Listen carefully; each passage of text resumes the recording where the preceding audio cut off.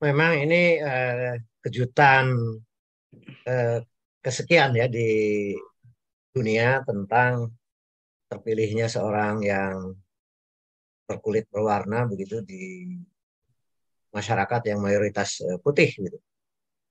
Setelah apa namanya Obama ya, Barack setelah Obama. Obama. Tapi yang kedua juga kejutan berikutnya adalah era kepemimpinan yang muda. Hmm. Emmanuel Macron itu adalah presiden muda sepanjang sejarah di Prancis. 39 tahun Hmm. waktu dia awal sekali terpilih. Eh, Belum lalu kemudian terpilih kembali. Dan Sunak adalah eh, ya, sejarah seorang perdana menteri yang paling muda ya, saya kira 42 tahun itu Inggris. Jadi juga ini era Eropa yang muda. Sebelumnya pun dikejutkan pula oleh perdana menteri perempuan pertama yang relatif muda juga, 45 tahun, Giorgia Meloni di Italia, baru saja terpilih juga. Lalu yang mengejutkan pula Meloni ini adalah partainya Mussolini, fasis apa namanya yang dikenang sebagai sekutunya Nazi, ya Hitler di Eropa, eh, juga di Jepang. Jadi walaupun berkali-kali dia mengatakan mungkin akan melupakan gitu apa namanya Mussolini yang fasis itu, tetapi dia bilang saya akan tetap pertahankan identitas itu. Jadi sebaliknya kalau Macron, Emmanuel Macron, justru dia mengalahkan eh, Marine Le Pen yang pertama terpilih waktu pertama itu masih rendah, tapi yang kemarin itu sangat mengkhawatirkan karena tipis ya kemenangan Emmanuel Macron ini sehingga Marine Le Pen yang sama dengan Giorgia Meloni yang rasis begitu tidak tidak terpilih ya di Prancis itu. Jadi menarik juga ini apa namanya. Nah, dari kepemimpinan yang kulit berwarna apa namanya dari Rishi Sunak maupun Obama maupun Macron juga adalah uh, problem solve, man of problem solving. Jadi negara-negara ini waktu itu adalah Obama adalah menjadi solusi bagi pasca krisis 2008 ya. Dan memang berhasil setelah ya disuntik dia dengan apa diplomasi dengan China dapat 1.000 triliun apa namanya global bondnya China dan kemudian Amerika juga bisa mengendalikan krisis itu. Sementara Emmanuel Macron adalah seorang yang tadinya di Partai Sosialis di situ dan banyak persoalan ekonomi Prancis, kemudian Emmanuel Macron adalah seorang yang sosialis juga, tapi dia ahli keuangan, mantan menteri keuangan begitu, yang eh, banyak bersentuhan dengan pasar uang dan pasar modal dan menjadi problem solving dari apa namanya keterlambatan transfer orang ya dan yang sosialis sebelumnya di mana sosialisme yang baru ini di Prancis yang dipimpin Emmanuel Macron dan dia keluar membentuk partai sendiri dan kemudian menang dia dan kemudian memang Prancis relatif juga eh, keluar dari persoalan apa namanya ekonomi persoalan yang dianggap sebagai old socialism. Nah sekarang sebaliknya Rishi Sunak adalah partai konservatif, partai kanan begitu ya, yang monetaris, sangat apa namanya memanjakan pasar capital market, bankers dan lain sebagainya, dan dia pun memang latar belakangnya Stanford maupun Oxford, walaupun dia political economist, itu memang eh, kawannya dari para bankers dan capital market tadi seperti sudah dijelaskan juga sangat menarik oleh Mas Rizky Yanuar ya. Nah, persoalannya adalah tadi list terus tadi Perdana Menteri yang hanya 45 hari itu pendekatannya lebih fiskal dan dekat-dekat dengan partainya Tony Blair, yaitu ingin memberikan subsidi kepada masyarakat yang lagi terkena energi yang harganya tinggi, yang menimbulkan inflasi yang tinggi, tadi 10, sekian persen, di mana yang miskin di Inggris itu tiba-tiba muncul. Banyak ibu-ibu yang anak-anaknya nggak bisa makan siang di sekolah-sekolah dan lain sebagainya akibat dari dampak lebih lanjut dari perang Ukraina Rusia invasi di Ukraina gitu ya. Nah, sehingga partai konservatif yang rasa buruh atau rasa sosialis muncul dari list Truss ini. Tapi kemudian karena dia naturally dia adalah konservatif yang lebih monetaris, yang lebih sahabat dengan para banker dan capital market, itu menjadi kontradiktor lah dari karakter partai konservatif. Sehingga partai buruh sekarang, partai oposisi maksudnya, partai yang lebih sosialis itu sudah mulai melobi, termasuk ada di partai konservatifnya, supaya ada pemilu yang dipercepat gitu. Artinya untuk menggagalkan Sunak yang sangat monetaris tadi. Jadi memang ini dunia yang lagi pancaroba ya. Sementara Boris Johnson sebagai Perdana Menteri konservatif yang memenangkan Inggris keluar dari Uni Eropa juga adalah harus menanggung Inggris yang sekarang menjadi soliter begitu ya. Tiba-tiba kemudian dia harus memecahkan masalah sendiri. Tadi kemiskinan tiba-tiba jadi cukup besar di masyarakat bawah gitu. Kemudian problem-problem turunnya industri permobilan dan sebagainya, beberapa industri yang lain juga akibat dari keluar itu, dan itu belum selesai Inggris ini dengan dampak dari Brexit tadi, keluarnya dari Uni Eropa itu. Tadi dikatakan juga oleh Januar bahwa untungnya Uni Eropa juga tidak terlalu perform ya kondisinya, karena sama-sama mengalami dampak dari perang Rusia sama Ukraina. Sama-sama Jerman dan Prancis sebagai pemimpin Uni Eropa yang paling kaya gitu, paling industrial. Inflasinya juga sekitar 9% lebih gitu ya. Dan Jerman mengalami guncangan ya, sosial, ekonomi dan sebagainya akibat dari dampak di mana Rusia memboikot gas, boikot gandum dan sebagainya, walaupun tidak langsung ya, dia boikot ke Timur Tengah, Afrika, tapi dampaknya akhirnya juga sampai juga ke negara Eropa. Nah, jadi saya kira lesson learn-nya bagi Indonesia adalah bahwa dunia sekarang ini dengan fenomena pandemi COVID-19 yang juga belum selesai, yang dampaknya juga Amerika sendiri adalah negara yang paling buruk dampak pandemi itu. Dia sudah 2 kali printing money untuk mensubsidi warganya yang terkena akibat pandemi, plus tiba-tiba juga disrupsi pangan dan energi tadi, dan kemudian inflasinya juga antara terakhir ini kurang dari 9%, tapi sekitar 8-9% juga. Nah, kemudian Amerika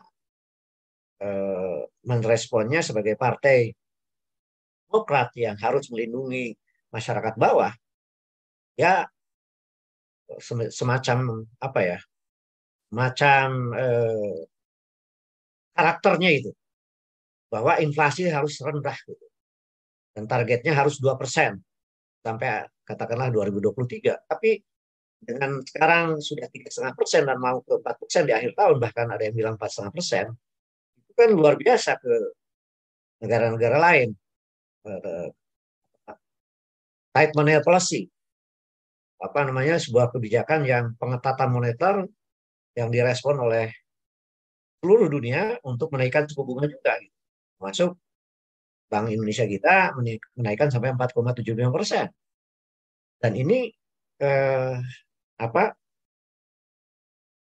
lingkaran setan ini antara apa namanya dampak pandemi, kemudian perang Ukraina, Rusia dan Ukraina, dan kemudian sikap naikkan suku bunga dari The Fed ini diperkirakan bahwa 2023 menjadi tahun gelap bagi dunia dengan ancaman stagflasi. Nah, apakah skenario-skenario geopolitik yang bayangkan oleh kalangan monetaris seperti terpilihnya Sunak ya, lalu India juga merasa senang sekali tentu saja turunannya menjadi Perdana Menteri di sana, dan kemudian India tadi dikatakan bahwa sedang mempersiapkan bagaimana pasca pandemi dan kalau perang itu juga yang menang, yaitu soal tahanan pangan mereka. Itu luar biasa Modi. Nah, tetapi negara-negara lain seperti China juga sebenarnya kemudian sudah mulai terkena inflasi. Di mana juga persoalan dalam negerinya juga tidak terlalu hebat juga seperti bayangkan orang yang suka di Indonesia terhadap China. Mana di sana ada krisis properti dan kemudian krisis perbankan yang ditutup-tutupi gitu. Tapi banker Singapura mengatakan bahaya sekali itu kalau kemudian China nanti satu saat bisa terjadi krisis double, yaitu properti dengan bank. Karena orang-orang super kaya yang tadinya ada BUMN, biasanya kalau di negara lain main ke swasta dan sebagainya, dia hanya satu, bangun properti dan underutilized. Sudah 5 sekarang yang terbesar mengalami crash gitu, properti. Cina juga tidak terlalu tangguh, yang ditakutkan Amerika juga. Sementara perkembangan geopolitik di Rusia sama Ukraina ini dengan backup uang yang besar dari Amerika maupun persenjataan dari Inggris, dari Spanyol dan sebagainya, Eropa. Sekarang Ukraina mengalami kemajuan. Salah satu daerah yang luas sudah direbut kembali. Itu mengejutkan bagi Rusia tentu saja. Bagaimana pertahanan fight back dari militer Ukraina ini bisa juga mengalahkan kembali Rusia. Tapi Rusia bertekad ini harus menang. Sehingga ahli-ahli geopolitik meramalkan dua skenario. Kalau NATO, di mana Amerika yang memimpin, itu mengalami kemenangan di Ukraina, maka yang terjadi dunia akan mengalami kembali kepada hegemoni Amerika yang tunggal. Karena di Rusia ada operasi untuk melemahkan Putin dan kemungkinan Putin bisa jatuh. Problem bagi Indonesia. Dan tentu saja Eropa menjadi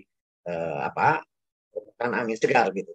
Tapi skenario lain yang mengatakan bahwa Rusia juga bisa menang karena nuklir mereka sudah disiapkan, bantuan dari China juga diam-diam dilakukan, sehingga kalau terjadi kemenangan Rusia di dalam perang itu,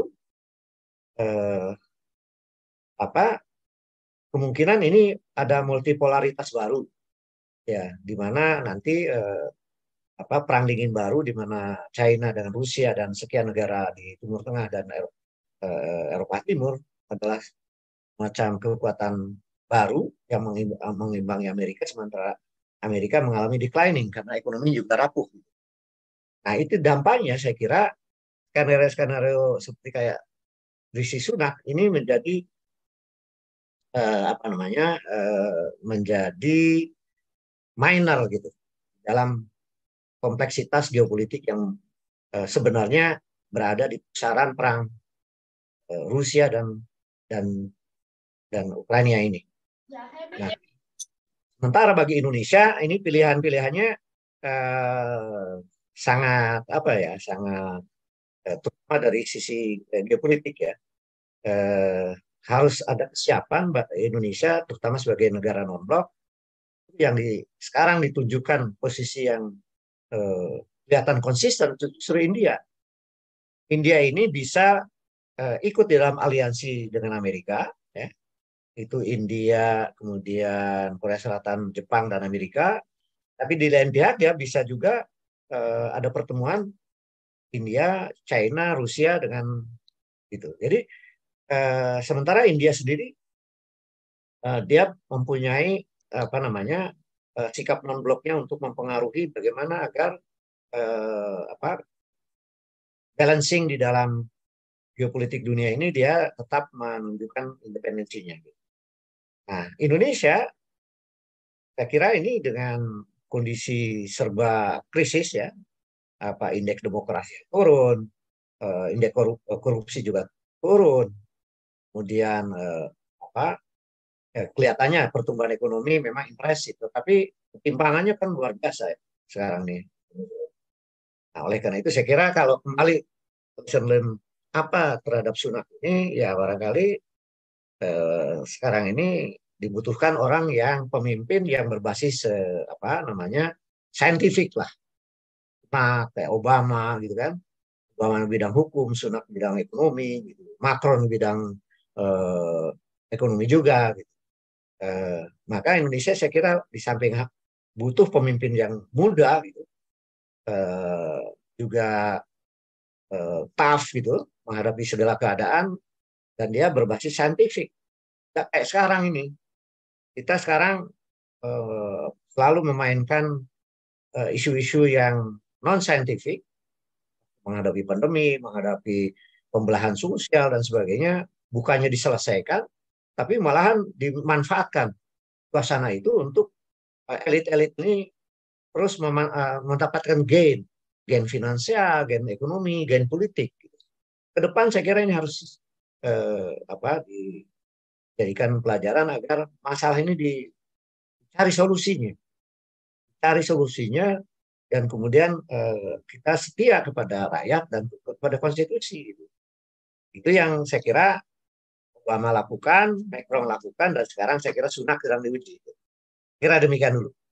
Nah, ya, bagian dari kalangan monetaris yang memang tidak terlalu sensitif terhadap lingkungan.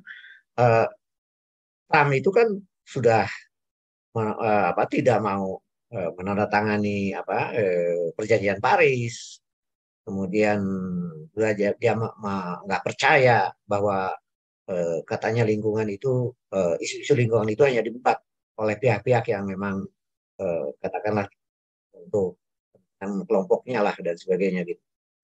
Jadi ini refleksi memang jangan-jangan mungkin Sunak pun ada sindrom monetaris yang menganggap lingkungan itu ceteris paribus, kan begitu di dalam tradisi neoklasik ya. Bahwa ya nanti terselesaikan sendirilah soal yang given, yang ceteris paribus kalau masalah-masalah moneter ini diselesaikan gitu, pasti dan sebagainya. Jadi mungkin rabaan saya Sunak mungkin bagian dari kalangan neoklasik monetaris yang memang kurang sensitif terhadap problem lingkungan. Berbeda dengan Biden. Biden bahkan sudah mengganti istilah climate change dengan climate crisis. Karena begitu seriusnya masalah-masalah yang dihadapi oleh dunia, yang kita tahu data dan faktanya di berbagai negara, masuk di Indonesia. Gitu. Tapi saya kira kalau Indonesia, saya kira ya, dengan Undang Dasar 45 itu, dengan konstitusi kita itu, dan dari kalangan manapun juga harus merupakan kombinasi antara pendekatan fiskal dan moneter yang cerdas, tapi kemudian menyelesaikan problem-problem masyarakat, lingkungan, sosial, ekonomi, ekologi. Gitu. Yeah. Kira posisi kita harus selalu begitu, tidak terlalu ekstrim ekologi yang mengabaikan masalah-masalah ekonomi, tapi juga jangan sampai menganggap masalah ekologi, masalah kerusakan ekologi dunia ini dianggap given, gitu, selesai sendiri. Mereka bilang bahwa dulu juga Club of Rome tahun 70-an ada Doomsday Scenario gitu, pada tahun 2000. Tidak terjadi. Nah, jadi sekarang pun mereka menganggap nanti akan selesai sendiri. Dan saya kira tidak demikian, karena memang ajaran agama bisa mengatakan bahwa kerusakan itu memang dibuat oleh manusia. Apakah itu laut, hutan, darat, dan sebagainya. Sekarang yang sudah dampak bencananya luar biasa ya di seluruh dunia. Banjir besar di Eropa itu sudah di mana-mana. Sudah di Amerika, di Indonesia. Sekarang hujan sepanjang tahun. Banjir, gempa bumi, kemudian rob, dan lain sebagainya. Jadi kita tetap masalah 3 dimensi itu, sosial, ekonomi, dan ekologi, tidak boleh dikotomikan. Harus aja gini. Jadi situasi Indonesia ini berbeda ya dengan demokrasi yang ada di negara-negara yang levelnya sudah matang gitu, kayak Inggris, Amerika, bahkan Jepang gitu ya. Jadi tapi terakhir ini saya melihat fenomena yang agak baru di dalam muncul, walaupun lembaga survei yang lebih berperanan begitu ya, yang muncul sekarang yang saya lihat gejalanya adalah tadi bilang oleh Mas Yanuar itu Korea, orang-orang yang apolitis sekarang terlibat di dalam bahkan ikut ya sebagai relawan yang tidak berbayar begitu. Itu ada fenomena baru menurut saya. Sekarang entah itu mendukung si A, relawannya bergerak begitu sekarang relatif tidak dibayar, kemudian si B juga, saya juga gitu. Nah, kalau gejala relawan tidak berbayar ini akan berdampak kepada pemilihan waktu hari H, gitu. Dan berbagai kecurangan sekarang katanya salah satu faktor TNI akan all out untuk tidak ada kecurangan. Maka ada situasi baru di mana mungkin pemimpin itu akan terpilih lebih genuine nanti tahun 2024 ini. Jadi Mas Syafril mungkin harus menunggu yang electoral presidential threshold itu, PT itu di luar 20%, nanti serah 2020 saya kira. Jadi keterpilihan ini 2024 adalah keterpilihan di mana rakyat relatif lebih menentukan siapa pemimpinnya. Dalam arti relawan berbayar ini kalau memang hipotesis ini benar, maka relatif ini akan memunculkan siapapun yang terpilih lebih genuine. Dan pada saat itulah kemudian harapan-harapan berbagai reform yang mendasar akan terjadi. Apakah misalnya reform undang-undang politik misalnya yang bisa direvisi secara mendasar, apakah nanti kita akan lebih memilih misalnya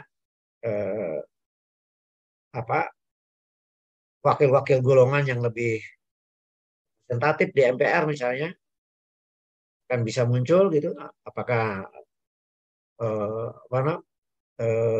anggota-anggota wakil daerah itu, apakah nanti akan terwujud, bisa jadi, bisa saja, dan bisa ini kemudian tadi harapan soal agrarian reform bisa terjadi kalau memang para senator ini dalam undang-undang baru nanti adalah lebih bisa menentukan dalam legislasi nasional.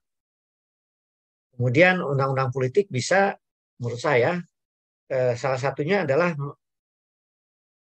yang harus dilakukan adalah melarang sumbangan dari korporasi yang telah menghancurkan peradaban politik sekarang. Jadi bagaimana para korporasi besar ini menjadi oligarki bisnis yang kemudian mengatur berbagai undang-undang, mengatur elite politik dan sebagainya. Dan ini yang kemudian Indonesia sekarang we are going nowhere sekarang ini. Saya kira nanti kalau benar itu yang genuine itu terjadi, bisa terjadi sebuah perubahan pasca 2024. Revisi undang-undang politik, KPK kembali ke undang-undang lama, KPPU yang bisa membatasi kartelisasi, oligopolisasi, bahkan oligarki, kalau dia menjadi komisi negara yang independen, punya hak menyadap dan lain sebagainya, langsung di bawah kepala negara, bukan kepala eksekutif dan sebagai kepala pemerintahan. Kira ini bisa mengoreksi dua lembaga ini, apakah itu pengalaman Amerika dengan Sherman Act-nya adalah perjalanan awal ke arah peradaban yang lebih bagus di dalam bisnis ya. Baik. Dan saya kira berbagai harapan-harapan itu menurut saya pasca 2024. Kalau seandainya hipotesis saya mengatakan bahwa sekarang banyak relawan tidak berbayar yang apolitis juga gerak untuk memenangkan yang terbaik nanti 2024. Menurut saya di situ harapan baru akan terjadi. Terima kasih. Baik, terima kasih Bang Yanuar Rizky, terima kasih Profesor Didin dan Mas Fitra serta teman-teman yang sudah hadir. Kita tutup diskusi Zoom hari ini dengan Assalamualaikum warahmatullahi wabarakatuh. Terima kasih. Waalaikumsalam. Terima kasih. Prof. Ending ya, Prof.